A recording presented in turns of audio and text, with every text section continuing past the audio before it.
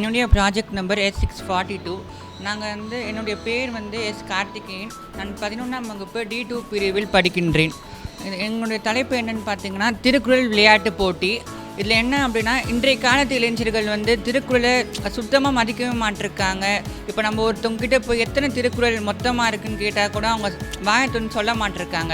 இன்றைய காலத்து இளைஞர்களை முன்னிட்டு அவங்க ஒரு இன்ட்ரெஸ்ட்டோடு அதை படிக்கணுன்றதுக்காக ஒரு கேமாக இதை முன்னிட்டு நாங்கள் செஞ்சுருக்கோம். இப்போ இங்கே பார்த்திங்கன்னா 3 ஷார்ட் இருக்கும். அந்த 3 ஷார்ட்லேயும் 28 திருக்குறள் இருக்குது மொத்தமாக. அதனுடைய ஆன்சர்ஸ் இதில் இருக்கும். ஸோ இந்த ஆன்சர்ஸ் நாங்கள் குழப்பி வச்சுருப்போம். ஸோ அதில் கரெக்டாக எடுத்து அதில் வைக்கணும்.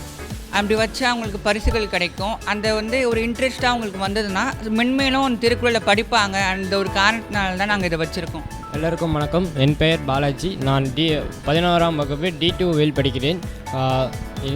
என்னோடய ப்ராஜெக்ட் நம்பர் S642. நாங்கள் திருக்குறள் விளையாட்டு போட்டி என்ற தலைப்பில் ஒரு ப்ராஜெக்ட் செய்கிறோம். இது இன்றைய மாணவர்கள் திருக்குறளை சரியாக கற்பிதலில்லை. அதையும் மீறி அவர்கள் கற்பித்தாலும் சரியாக அதில் உள்ள பொருள் அர்த்தத்தை சரியாக பயன்படுத்துவதில்லை வாழ்க்கையில். அதனால்தான் நாங்கள் திருக்குறள் விளையாட்டு போட்டி என்ற தலைப்பை நாங்கள் இன்று தொடங்கி வைத்துள்ளோம். இதனால் மாணவர்கள் தங்களின் திருக்குறளை தமிழை வளர்த்து கொள்ளலாம். மேலும் திருக்குறளை வளர்க்கலாம். மேலும் அவர்கள் திருக்குறள் மேல் ஒரு பற்று வரலாம். அதனால் நன்றி.